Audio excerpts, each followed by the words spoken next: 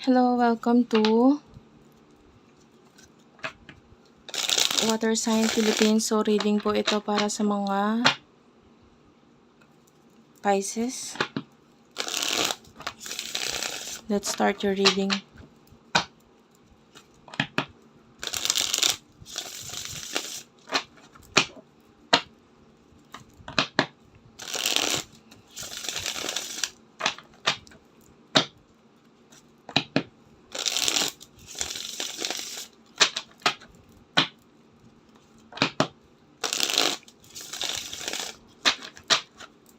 Main energy mo.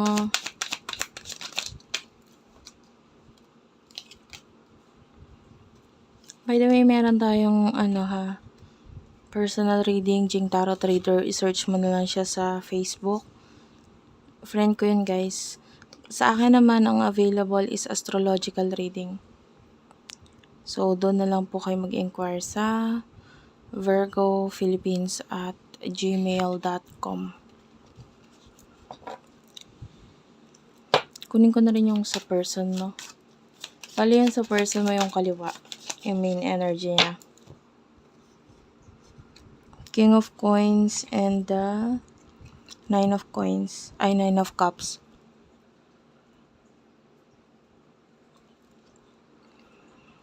Bottom of the deck is the Hermit. The way I see this with the Seven of Cups. I feel like you're obsessed sa person na ito.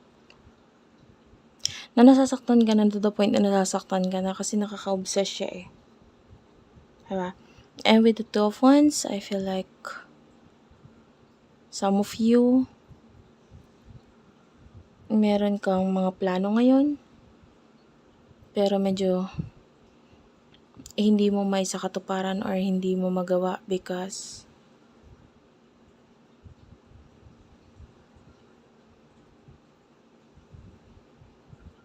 I feel like I don't see any actions yet. Pwedeng apektado ka ng emotions mo or pwedeng currently hindi mo pa alam kung paano action na itong mga bagay na ito. But anyway, yung person na ito with the King of Coins could be someone who is financially stable or could be someone na masyadong nagfo-focus din masyado sa kanyang finances. Meron siyang I can see a lot of options here. So, pwedeng may iba pang kakonect itong taong ito. You do have the Hermit. This is Virgo energy and you're dealing with someone who is workaholic. Someone na gusto niya ng increase, ng growth ng may kinalaman sa pera niya or sa career niya. So, pwedeng itong person na to mailag or hindi masyadong nakikipag-connect, communicate.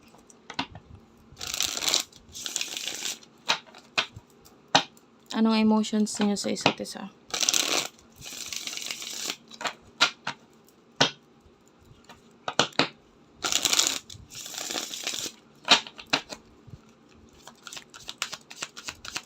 Pwede kang hindi makarelate, pwede kang makarelate. Pwedeng hindi 100% kasi hindi naman ito personal reading. Nine of Coins is here, the Six of Swords.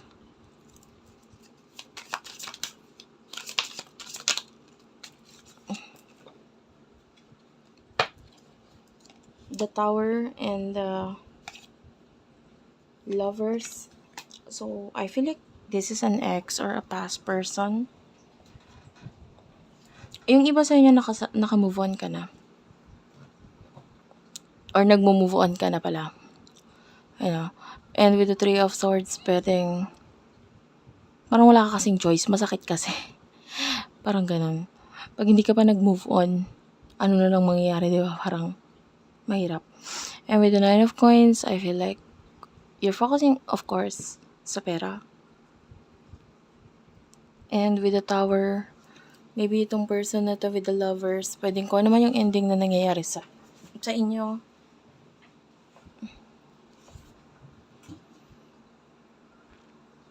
hindi naman ibig sabihin na binaliwala ka niya or what. Naging importante yung connection ninyo or yung past niyo ng person na ito. Para sa kanya, importante yun. You are someone special. Na oo, may ibang options, may ibang choices sa ngayon, pero iba pa rin yung naging connection ninyo. Okay? I mean, this is the kind of person na pwedeng, I still want us to be friends. Parang ganun. Kahit wala na. At least nandyan ka man lang for me. Or nandyan pa rin ako for you. Parang ganun.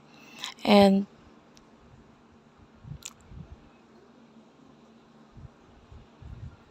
but some of you, ayaw mo nang ganun.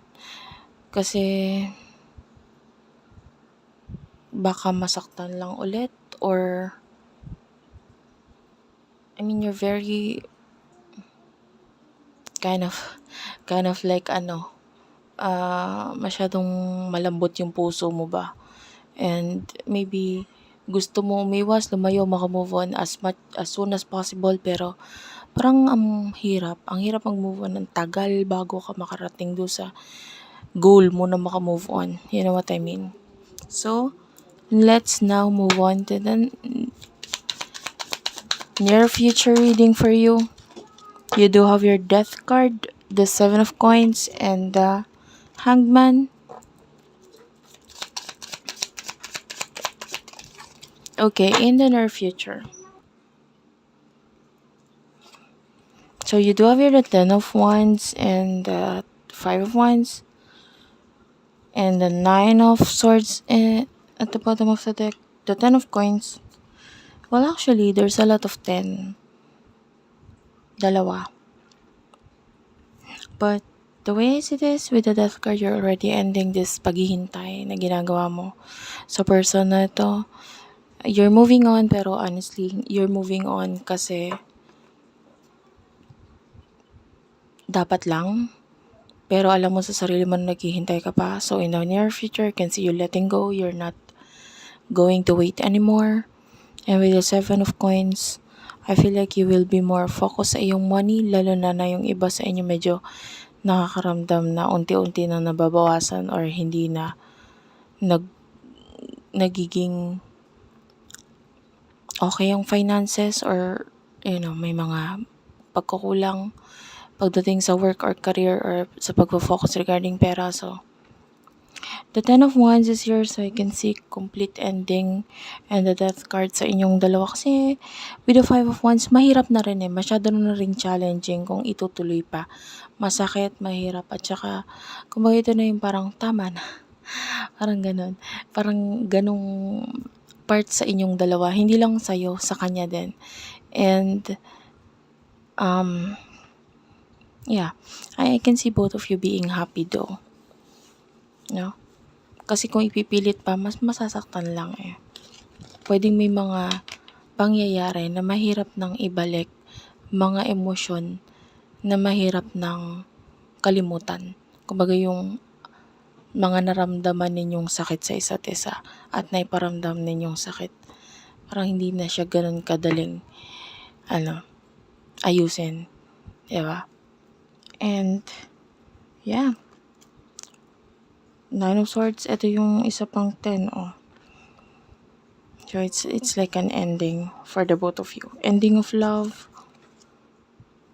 But, you do have here the Empress. Just continue on loving yourself, or focus on loving yourself. The Empress and the Emperor. Love yourself. Okay? Kung tatanungin mo kung mababalik pa ba, wala na tayong nakikitang pagbabalik dito with the 4 of Cups. Thank you for watching. I love you all, and bye-bye.